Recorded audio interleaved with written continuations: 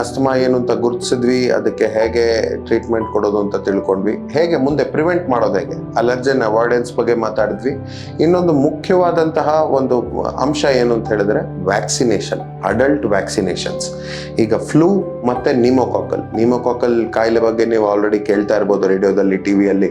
ಈಗ ಮೆದುಳು, ಮಧ್ಯ ಕಿವಿ ಮತ್ತೆ ರೆಸ್ಪಿರೇಟರಿ ಸಿಸ್ಟಮ್ನೆಲ್ಲ ಇನ್ವಾಲ್ವ್ ಮಾಡೋಂಥ ಒಂದು ಬ್ಯಾಕ್ಟೀರಿಯಾ ನಿಮೋಕಾಕಸ್ ಅಂತ ಹೇಳ್ತೀವಿ. ಅದರ ವಿರುದ್ಧ ನಾವು ಸಿವಿಯರ್ ಡಿಸೀಸ್ ಆಗದೇ ಇರೋ ಹಾಗೆ ತಡೆಗಟ್ಟೋ ಹಾಗೆ ನಾವು ವ್ಯಾಕ್ಸಿನೇಷನ್ಸ್ ತಗೊಳ್ಬೋದು. ಅದು ಒಂದು. ಎರಡನೇದು ಫ್ಲೂ ಅಂತ ಹೇಳಿದ್ರೆ H1N1 ಎಲ್ಲರೂ ಕೇಳೇ ಇದ್ದೇ ಇದ್ದೀರಾ. H1N1 2009 ಬಂದಾಗ ತುಂಬಾ ತೊಂದರೆ ಉಂಟು ಮಾಡ್ತು, ತುಂಬಾ ಜೀವಗಳನ್ನು ತಗೊಳ್ತು. ಪ್ಯಾಂಡಮಿಕ್ ಆಗಿ ಅಂದ್ರೆ ಆಲ್ ಓವರ್ ದ ವರ್ಲ್ಡ್, ಜಗತ್ತಾದ್ಯಂತ ನಾವು ಆ ಕಾಯಿಲೆಯನ್ನು ಕಂಡ್ವಿ.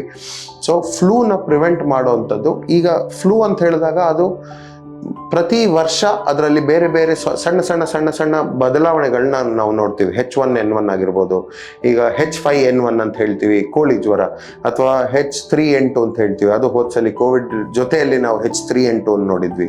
ಹಂದಿ ಜ್ವರ ಅಗೇನ್ H5N1. ಸೊ ಇದೆಲ್ಲ ನಾವು ನೋಡ್ತಾ ಇರ್ತೀವಿ.